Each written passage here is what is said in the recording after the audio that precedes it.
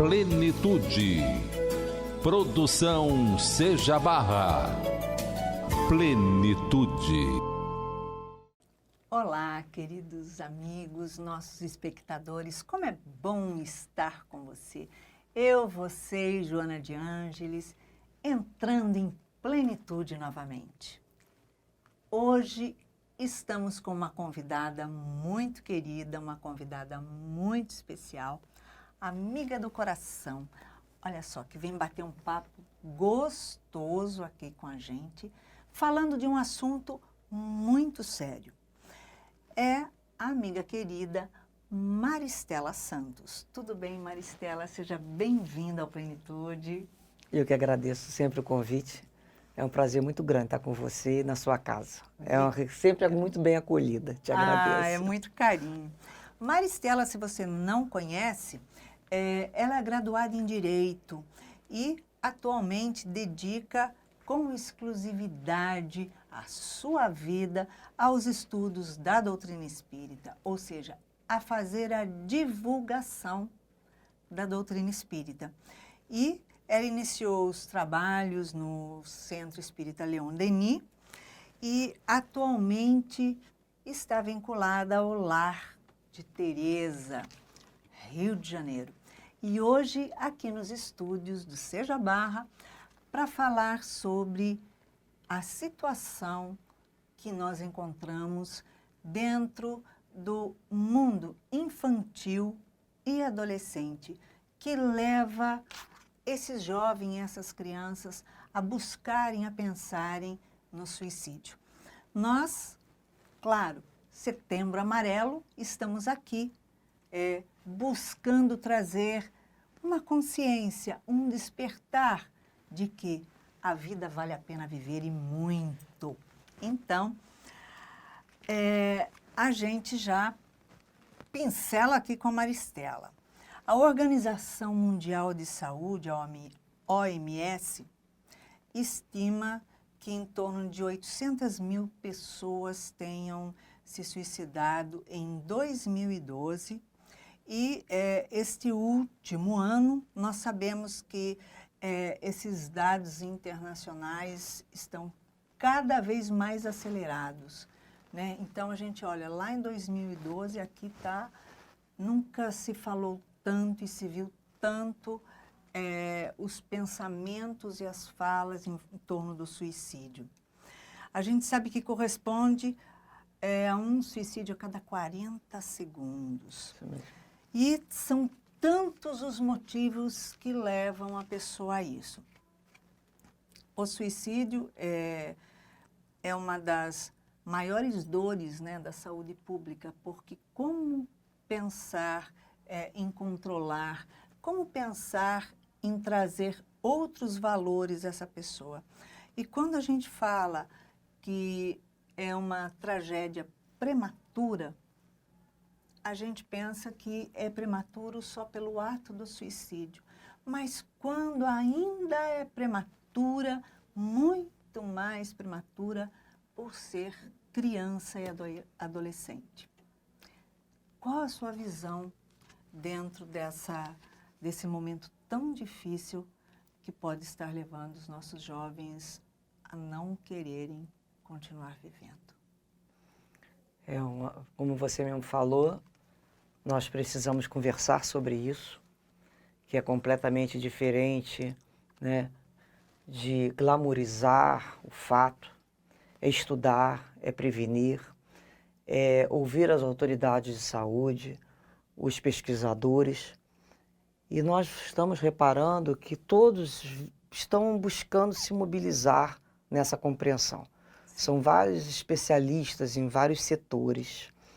E cada um trazendo o resultado de suas pesquisas. Isso é muito importante. E entendo que a doutrina espírita tem um papel de contribuição fundamental quando ela visa mostrar para o outro que ele tem uma tarefa na vida a ser cumprida. Ele tem o próprio progresso dele.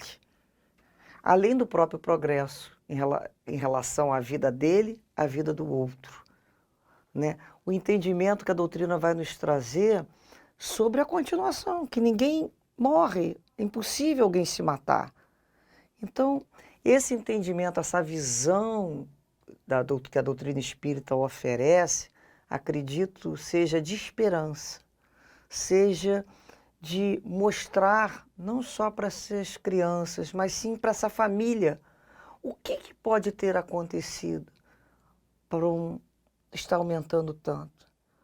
Por que não são as crianças que somente estão diferentes? O que esses pais, o que essa família vem se comportando de maneira tão diferente que podemos observar, refletir e conversar sobre isso para ver se é possível, né? Encontrarmos, então, uma base melhor dessa infância e de adolescência.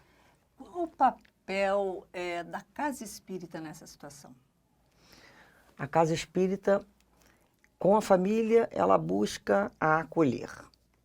Ela acolhe essas crianças desde cedo. Nós temos na casa espírita, nós oferecemos a evangelização infantil, onde a criança já, desde a barriga, já recebe, né, os passos, a gente pode dizer assim, desde o momento da gestação daquela mãe. Depois ela vai ouvir falar de Jesus. Ela vai ouvir falar sobre o valor da vida, sobre o amor de Deus para com ela. Ela vai ouvir que tudo passa, que é assim mesmo, que a gente gosta dela, que ela é amada, que ela é respeitada, que ela precisa ter um pouco de paciência. A gente vai falar isso para essas crianças. As crianças estão muito impacientes, porque os adultos também estão muito Com impacientes. certeza. Então a casa espírita ela vai colocar para essa criança atividades que desenvolvam nela a esperança e o entendimento que existe vida além daquele corpo físico. Porque você veja bem, é muito difícil explicar para uma criança sobre a reencarnação, porque a visão da criança até uma determinada idade, ela é muito só egocêntrica, ela é mágica, as soluções dela são muito mágicas. Depois é que ela começa, né, até a adolescência, a se constituir com o outro, né, a se ver junto ao outro, entender de ação e reação. Então como é que você vai ter uma explicação para uma criança de um assunto às vezes tão abstrato como um processo reencarnatório, né? Como é que você fala isso para ela? Então muitas vezes a gente vai trabalhar a criança através da ideia do sono. Como é que ela sonha, como é que aquilo ocorre, como é que ela acorda, como é que ela volta para o próprio corpo físico. Muitas das vezes são essa situação. E além da casa espírita, esse fator direto com a criança, o estímulo para que a família desenvolva o culto no lar. E vai ensinar para a criança o valor da prece, o valor de buscar a ajuda espiritual que existe, mas para ela ter certeza, para ela poder, digamos assim, rever os seus próprios caminhos como um espírito. Então, aos poucos, de uma forma, no início lúdica mesmo, deixando a criança participar da forma que ela quer, ela vai sendo encaminhada a raciocinar e a refletir e discernir o bem do mal, da vontade de Deus, do que ela pode, do que não pode. Entendemos dessa maneira. Muitas vezes acho que é mais fácil até mostrar para a criança que a vida continua do que para o adulto. Porque como eles vivenciam de repente, aqueles amigos invisíveis, eles conversam, né? Acho que eles se identificam mais por aí. Sei lá, de repente, né? Sim, porque você está certa, porque eles estão muito mais próximos do momento anterior à questão material do corpo físico, né? Da mesma forma quando se chega numa idade, né, já bem idoso, começa a se aproximar novamente desse campo espiritual. Então a criança ela tem essa facilidade, até porque a matéria ainda não teve aquela influência sobre ela nas próprias ilusões do apego da vida, dos desejos, das conquistas materiais. Então isso para ela ainda é uma coisa assim muito mais fácil de você trabalhar e justamente por isso que a criança não chega com aquela questão tenra, bonitinha, delicadinha, para que você ajude essa formação de pensamento enquanto ela está aceitando, porque depois fica bem mais difícil.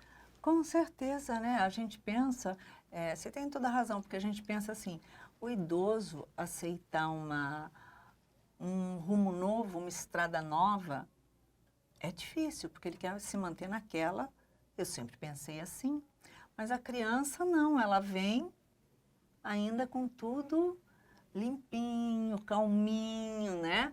E está mais perto mesmo da espiritualidade, da fantasia, digamos assim, do mundinho delas, do que da materialidade que atrai, né?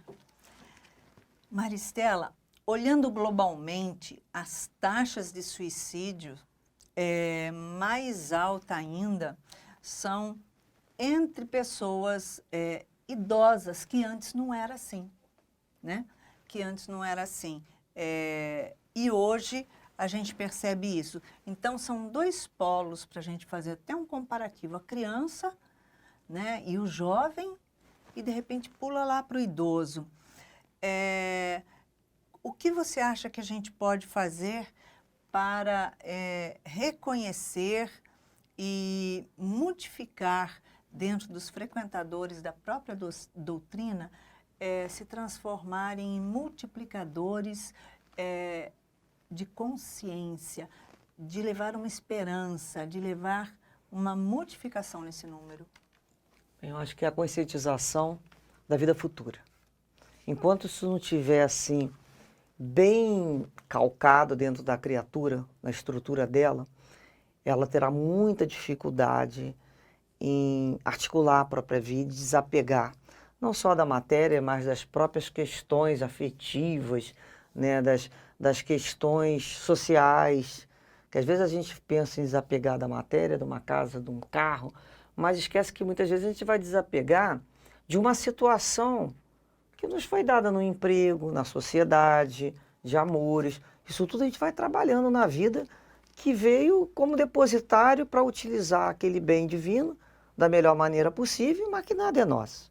Então, a criança e o adolescente hoje, ele está sem visão de futuro, ele não tem esperança.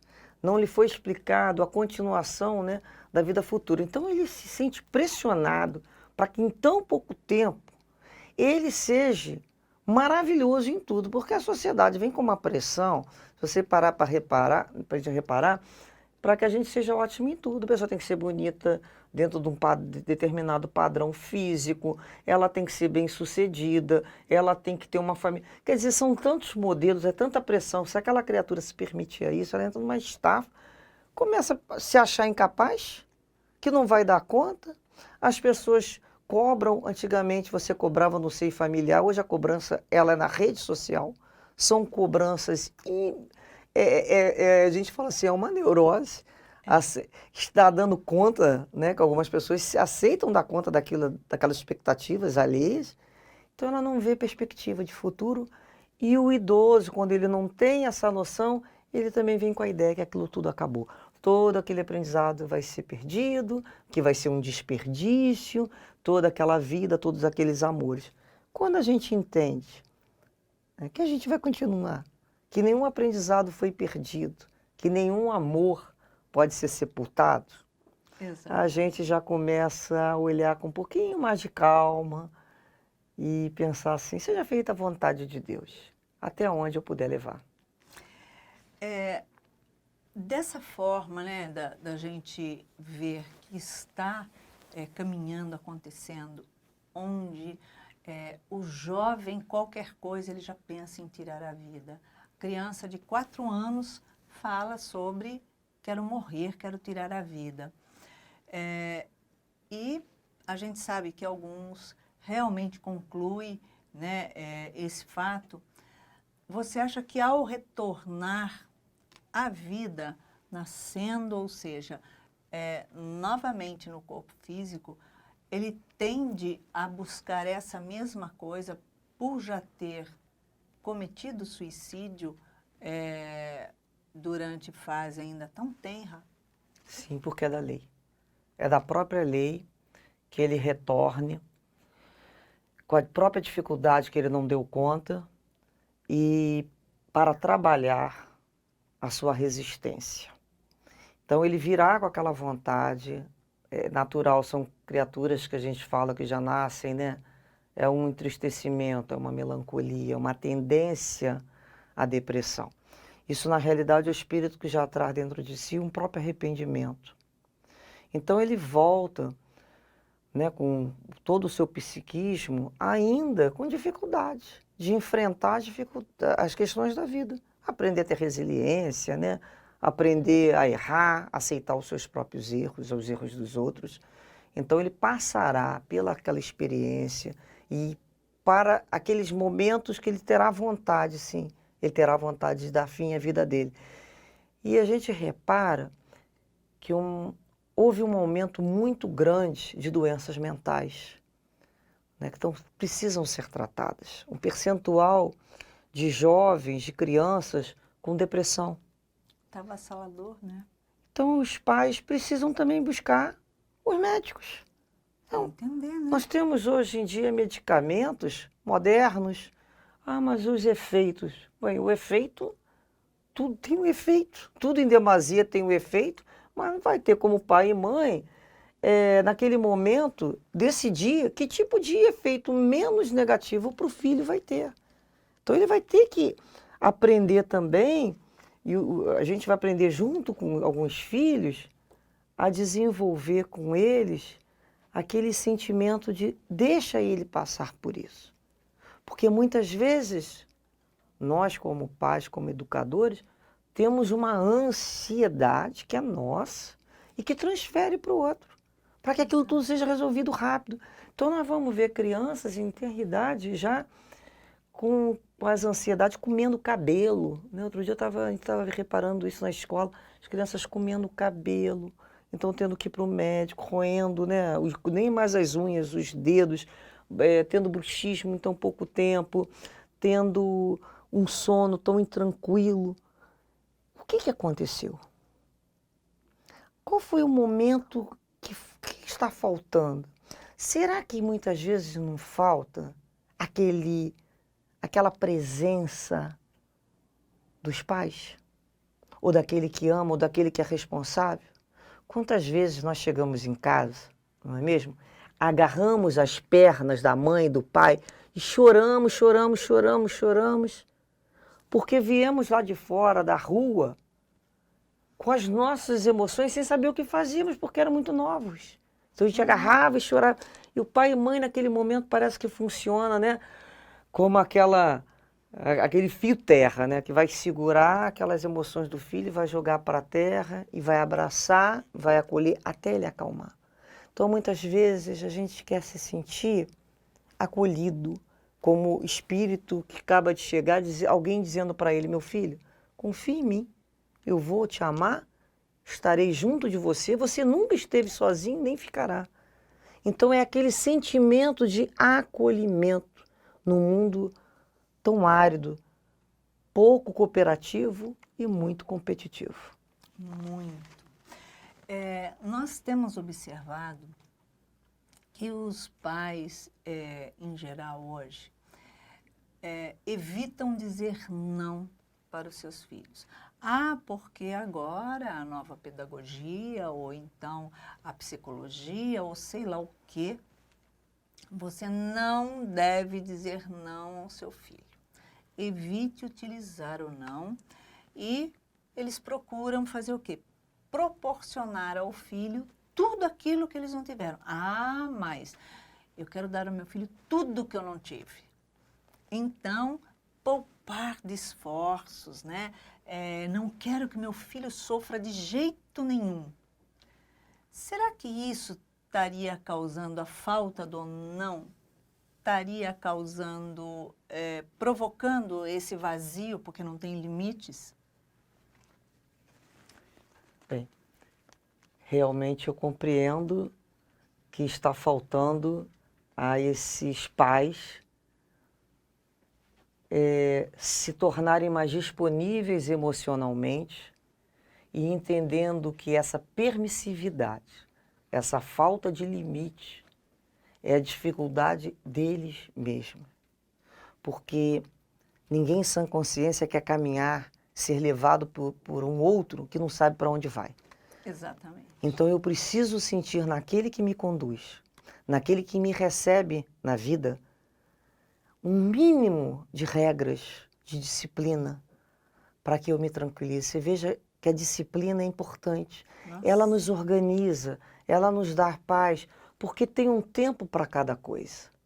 Então, quando aquele pai, ele é muito permissivo, quando aquele pai, ele projeta no filho, né, coisas que ele não teve, como se isso fosse dar felicidade, muitas vezes esquecido que ele é um displicente, que ele, né, ele é um distraído, muitas vezes a gente chama de distraído digital, né? Ele concede tudo porque realmente ele não se propõe a dar uma coisa que se chama qualidade de tempo.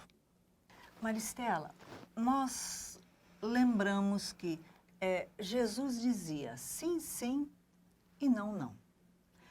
Ele dizia sim com muito amor e o não com muito amor, mas ele não era permissivo. Hoje, nós percebemos um leque nas mãos dos pais. Qual seria a função que delimitaria, no caso, cada coisa? A função do pai, a função deles, do próprio filho, dele se enxergar algo mais e da sociedade. Então, nós sabemos que os espíritos chegam à família, né? Não foi por um acaso. Houve ali uma programação, eles foram atraídos por suas necessidades de aprendizado. Então, cabe aos pais conduzir esses filhos logo nesse início com muito amor, mas com muito cuidado. Por quê? Porque é o momento que eles retornam, que a gente esquece, né, das vidas anteriores, a gente traz isso nos instintos, mas a gente já não vem trazendo aqueles preconceitos, né, excessivos, aquelas ideias ainda tão ruins de um contra o outro. Então, é um momento que o pai vai ensinar, né, aquele espírito que chega ao cuidado que ele deve ter com ele mesmo, né, com o outro e com Deus, como você falou. Então, quando a gente pensa assim, nesse cuidado que o pai vai ensinando ao filho com ele mesmo, é necessário as regras. A regra da convivência. Como é que eu vou conduzir alguém se eu não crio, se eu não tenho regras, se eu não tenho uma disciplina? Será que muitos pais estão com medo de exercer o seu papel de pai? Porque pai é aquele que conduz. Pai é aquele que ajuda a administrar a vida do outro no início. Uma criança em pouca idade, nós temos que ajudar em absolutamente tudo. Então nós vamos tratar dele o corpo físico, não vamos ensinar ele sobre higiene, até que ele tenha independência de cuidar da sua própria higiene. Sim. Mas isso tem que ser ensinado. Com certeza. Você precisa ensinar sobre a alimentação dele. Então eu tenho que dizer para o meu filho o que ele come, não é meu filho dizer o que ele quer comer. Então nós temos que ter uma flexibilidade, sim, mas não a ponto do outro eleger a sua alimentação. Nós sabemos a necessidade dos alimentos saudáveis. Por que não falar para um filho, olha, tudo bem, você tem direito a escolher aí 3 coisas na vida que você não gosta de comer. Então o restante você tem que experimentar, mas pelo menos você tem que experimentar. Você tem que cheirar, tem que manusear. Para isso às vezes é importante trazer o filho, né, para cozinhar com a gente um pouco. Muitas pessoas, muitos pais estão abandonando a cozinha e abandonaram e agora estão sentindo a necessidade de retornar, a desembalar menos e descascar mais, como se diz, não é? Nós precisamos retornar, ensinar a criança a uma fruta, ao legume, porque um pai que não tem esse bom hábito, como é que ele vai ensinar? Ele não é o exemplo. Uhum. Então o pai também vai falar com o filho sobre as responsabilidades que ele passa a ter com a própria casa, com o corpo dele, a questão da higiene, a roupa, ele tem que guardar, os brinquedos, ele já vai aprendendo lá com uma determinada idade a separar a roupa suja, o local da roupa suja, a guardar, ajudar a fazer alguma coisa que ele possa fazer na casa para se sentir ali como companheiro, como pertencente àquele grupo familiar. Então nós vamos ensinar ao filho algumas atividades, né, a importância da natureza, não é isso tudo que se ensina ao filho a observar, a perceber. Isso tudo no início de forma lúdica, de brincadeira. Você conta uma história, ele deve dar continuidade. E a gente pode brincar com o filho eu costumo dizer, de causa e consequência. Então a gente começa uma história, e causa, né, lá uma causa e fala assim, agora continua essa história aí. Então no que ele vai continuando, a gente vai percebendo como é que aquele espírito conduz. Mas com essa certeza que independente da idade que ele tenha, ele é um espírito imortal, que ele não é um bebezinho somente, ele não é um anjinho. Ele é um espírito que veio aos meus cuidados para que eu perceba a necessidade dele e o ajude nesse momento de necessidade. E que não faça de conta, ele não tem nada, ele é perfeito, ele é... Porque não somos. Todo mundo é espírito, tem um filho que é espírito de luz, né? Só o do vizinho, que é o de porco. É por aí mesmo. Dos vizinhos a gente olha a falta de educação, mas no nosso não. Nossa, é uma perfeição, é isso aí. Como faz falta, né? Ensinar o filho na sociedade as coisas básicas como olá, bom dia, por favor. Nossa. O que aconteceu? Será que eles não se sentiram de uma certa maneira, né, donos de um mundo do qual eles não fizeram nada para receber? Por que essa gratificação dono, imediata pra para fazer o construir? que quer e não reparar o outro? Eles passam por cima do outro, da própria família, sem algumas palavras necessárias de reconhecimento. Quando você tem palavras sociais, quando você reconhece o outro na sociedade, de igual direitos ao teu. Então, olha a Sim. importância do pai falar sobre os direitos que ele possui, os deveres que ele tem, o respeito que ele deve àquela família, ao pai, à mãe, aos avós, aos familiares, a fraternidade no sentido de ser mais solícito. Então ninguém precisa estar ali morrendo para ele ser chamado, não. Ele tem que começar a perceber a necessidade do outro. Isso é uma família fraterna, que desenvolve naquela criança esse tipo de habilidade. Mexer, né, com o imo. A gente sabe que o uso crescente de celular, computador, enfim, está sendo cada vez maior e uma dependência cada vez maior também, né? Isso acaba, de uma certa forma, afastando a criança, o jovem, do convívio familiar, porque o convívio dele passa a ser virtual, né? Sabemos que existem jogos eletrônicos que levam à mutilação, que levam ao suicídio, que são extremamente prejudiciais. Como os pais e até essas instituições educativas, né, instituições de ensino, devem atuar com a criança e o jovem para que não se envolvam nessas programações, nessas situações onde ensina destruição. E nós sabemos que a internet já é considerado o segundo meio de comunicação. Isso é inegável.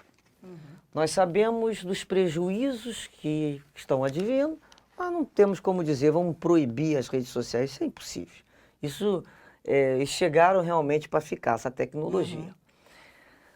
São espaços que passaram a ser utilizados de uma forma negativa.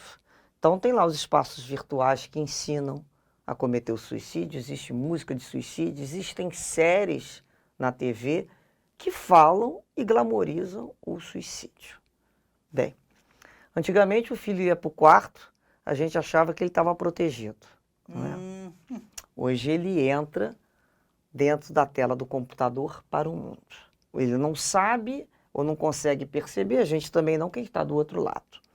Então nós vamos ver esses fóruns debatendo sobre suicídio.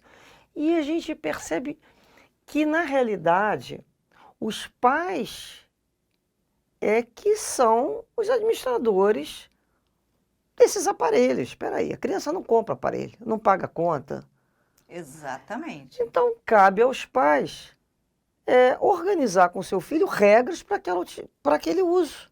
Um uso mais benéfico, para que ele aprenda a buscar ali dentro o que for bom. Então, tem que se conversar com o filho, mas não adianta você proibir, você tem que criar limitações de horário, você tem que ter o prazer de jantar sem o uso de nenhuma tecnologia. Muitas vezes são os pais que já vão para a mesa com os seus próprios aparelhos. Sim. Já estão completamente distraídos. Então, às vezes, o filho começa a querer falar e ele responde de uma forma sem olhar no olho, de uma forma rápida, porque a ideia dele é acabar aquilo o mais rápido possível para entrar na sua própria rede social. Então, mais tarde, ele não pode culpar esse filho. E você veja bem quando você pergunta, esse vazio, o nome desse vazio é tédio. E ele é importante. Se nós nos lembrarmos, antigamente, quando a gente não tinha o que fazer, que a mãe desligava lá a televisão e não deixava ir na rua brincar ou qualquer coisa, né? Eu me lembro que a gente ficava lá batendo a perna e pensando, criando. Tanto é que a gente vinha com uma ideia, que a mãe da gente falava? Não tem o que fazer, já vai inventar moda. Olha como era bom, a gente inventava moda.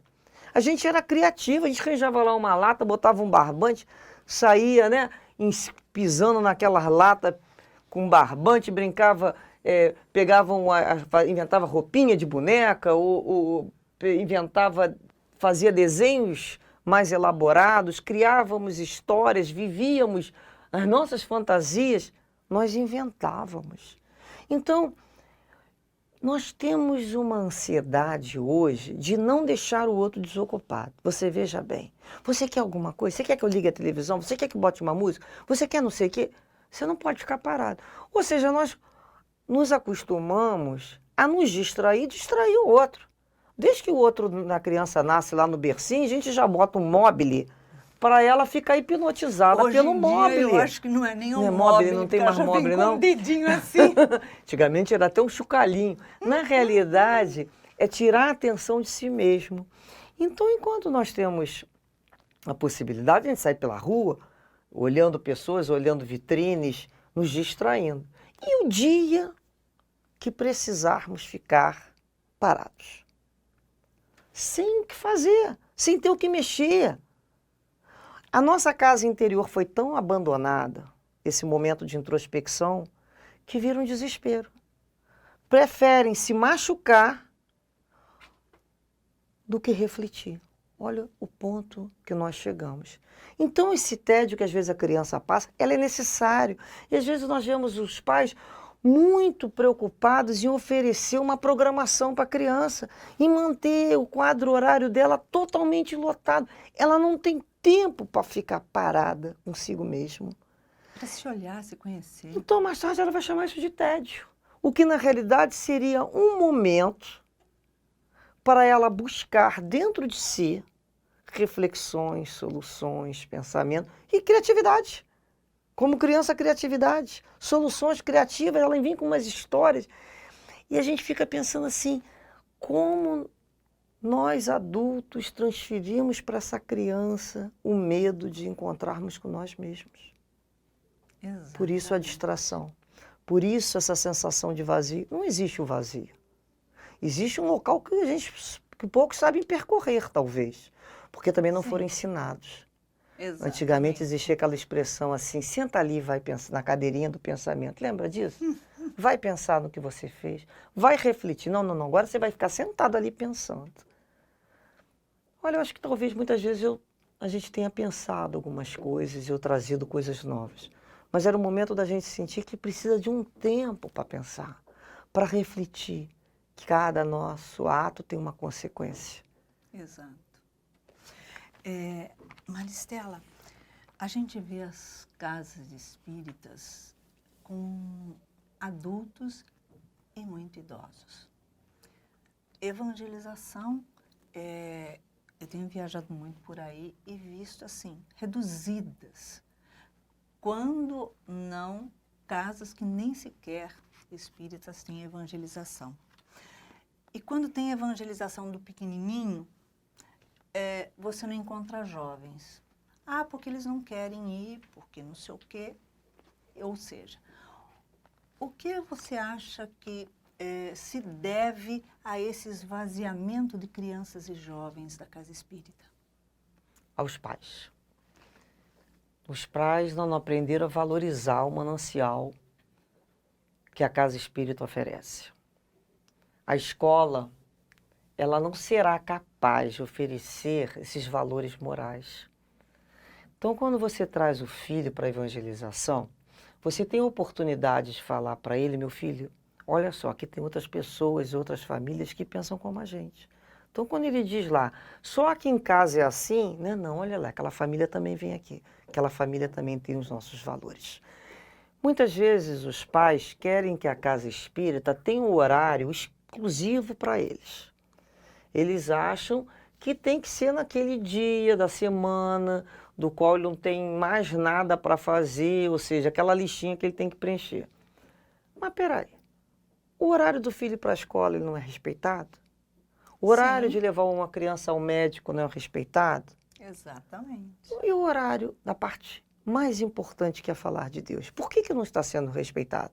Então são esses pais que vêm com aquela ideia assim, aí eles vão decidir a religião deles quando eles ficarem maior. Como é que Para isso tem que alguém, conhecer quando é menor. como é que eles vão decidir alguma coisa do qual não foi, quer dizer, você espera ele chegar com 20 anos para decidir se ele quer ir para o colégio? Ou seja, você espera ele passar de uma determinada idade para ele saber se quer tomar uma vacina ou não? Alguém pergunta. Bem, tem gente que pergunta, tem coisas que não se deve perguntar. Cabe ao pai e à mãe decidir mesmo, acabou. porque é natural da função dele essas decisões, que vai vacinar, que vai para tal escola, que vai estudar tal situação, é o despertar das potências da alma. Então, inclusive da moral. Então, é quando a pessoa valoriza trazer o filho para a casa espírita, demonstrando esses valores. E muita gente fala, mas se ele não quiser vir? O problema é Bem, dele.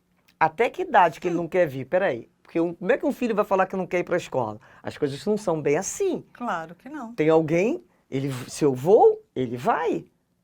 Porque não é uma questão dele querer ou não. Porque tem vontades que serão atendidas e vontades que não serão atendidas. Exatamente. Eu vou Porque atender essa na é a medida que vontade. forem boas. Mas aquilo que não fizer bem para o meu filho, eu não vou atender a vontade dele. Me cabe essa decisão. Eu não tenho o menor medo de fazer sobre essa decisão.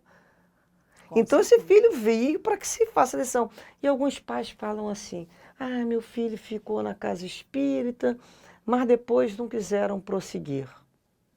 Mas aprenderam o caminho das pedras, quando eles semente tá lá. precisarem, eles vão retornar. Isso é importantíssimo que você está falando. Concorda? Importantíssimo. Porque a semente está Já lá. foi colocada, nós já falamos de Jesus, nós já falamos do respeito, nós já falamos de fraternidade, já falamos sobre o amor de Deus, já falamos que a vida continua, já falamos que esse corpo é perecível. Então, até essa idade, isso já ficou. É interessante que depois que você tem a ideia do Cristo, de Deus, você nunca mais perde. Você pode sair da casa espírita, pode vir ali se estar com pessoas materialistas e até de outras concepções religiosas. Você até pode ir para lá numa situação social, mas dentro do ser, isso nunca mais retorna, porque é uma vivência com Cristo. Exatamente. E o carro, depois que anda para frente, não tem como voltar para trás. Aquele aprendizado, talvez naquela reencarnação, tenha sido a oportunidade daquele espírito ouvir falar de Jesus. E é com a gente. Quantos nos chegam espíritos inteligentíssimos, com desenvolvimento na área intelectual, com dificuldades e carências na área moral, e que somente nos atendem por ser crianças. Então a gente leva ele para a casa espírita, para a evangelização, é a oportunidade que ele terá de ouvir falar de Jesus. A gente fala, mas adiantou para quê? Pensemos na eternidade, pensemos no futuro. Aquilo já foi plantado. Que ansiedade é essa, né, de plantar e colher na mesma hora? Não existe. O fruto não é nosso, só nos cabe plantar a semente, porque a chuva e o sol pertencem a Deus. E a colheita também. Então é quando você tem essa consciência tranquila, que você permitiu que o seu filho tivesse essa vivência espiritual, essa compreensão mais profunda. E cabe àquela alma, e cabe a nós respeitarmos o seu livre-arbítrio de dar condução, de continuar com esse desenvolvimento ou não. Perfeitamente. Então, você acredita que o fato de nós levarmos desde criança, desde bebê, a evangelização, darmos essa estrutura de valores morais, de sentido da vida, pode tirar a criança e o jovem de uma fixação, de uma busca de retirar a própria vida? Sim, eu acredito que sim. Você caminha junto com o outro, ele aprende a pensar como você. Quando você cativa aquele coração, pela sinceridade dos teus atos, pelo teu exemplo verdadeiro, você conquista aquela mente.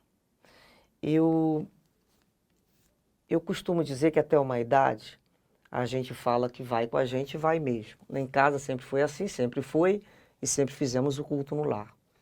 Mas eu tenho a grata felicidade de até hoje o culto no lar existir dentro da minha casa com meu filho. Inúmeras vezes, problemas foram resolvidos ali. Com certeza. Situações no colégio, situações com amigos, relacionamentos amorosos. Aquele evangelho foi a base para que nós raciocinássemos aquela situação em cima. Foram momentos onde, após o evangelho, quantas vezes, como mãe, pedimos desculpa. Falamos, olha, realmente estamos errados. Porque é um momento da congregação. Então nós mostramos para o filho, olha, meu querido, minha querida, todas as vezes que você tiver uma dúvida, que você tiver medo de como agir, está aqui, está no Evangelho. Vamos ver o que Jesus nos ensinou. Ele é o nosso modelo. Então, vamos aprender a colocar essa situação da sua vida. Vamos buscar aqui, porque certamente aqui no Evangelho esse tema foi falado por Jesus. O que ele nos falou sobre isso? Foi o perdão, foi a reconciliação, foi o amor. Então estão ali todas, né, as nossas soluções para as dificuldades, obstáculos que vão buscar nos fazer crescer, mas estão ali as soluções. É isso mesmo. Como é bom saber que existe vida antes e depois da vida, né? E que não existe como e nem motivos, então, para se tirar a vida. Chegamos ao final do Plenitude. E estamos em plenitude, porque vivemos a vida. Maristela, deixa uma frase para os nossos espectadores. Nunca desista de um filho. E que possamos dizer para o filho, nunca desista da vida. Eu estou contigo, eu te amo, Deus te ama. Nós estamos juntos, vamos lutar juntos. E tudo passa. Amanhã será um novo dia, um novo sol. Obrigada, é isso aí, minha amiga. Vamos em frente. Então, para termos uma semana cheia de amor, cheia de alegria e, com certeza, muita vontade de viver, deixamos aqui um beijinho cor-de-rosa. Muita paz. Plenitude. Produção Seja Barra. Plenitude.